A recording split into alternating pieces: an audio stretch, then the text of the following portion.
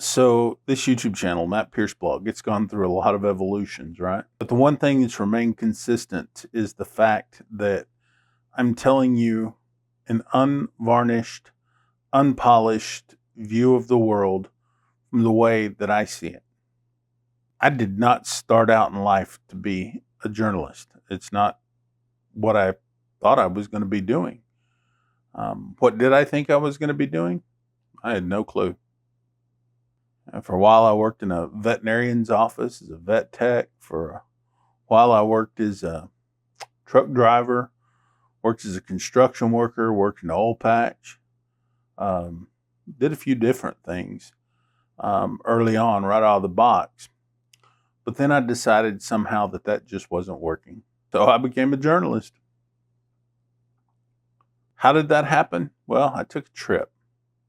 And I found out that everybody in this place was more curious about where I was from and what life was like in my neck of the woods than I was about theirs.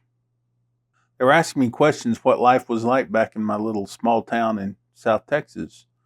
They were asking me what the people was like, what we did for work and how we did it, and asked me all sorts of questions.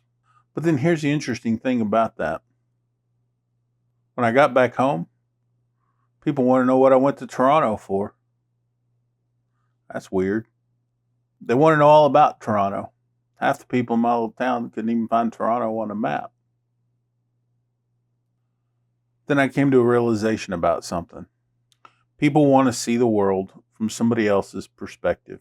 When I started my career as a journalist, I started as a freelancer working in radio news. And I just started doing a little bit of TV production and then ended up doing some photography. Did that whole ball of wax for many, many years. I had some contracts with some of the mainstream outlets, but they weren't allowing me to do what I really wanted to do, and that was talk about the news and tell stories in a way that I wanted to tell the story. You've heard me say this a lot. The mainstream media is like a big ship, right? It takes a lot of people, a lot of power, and a lot of time to make that big ship move. They are totally incapable of making a decision without consulting with 600 people. That didn't work well for me. So, in 2017, frustrated with the BS, I left. And I started to do my own thing. Here I am.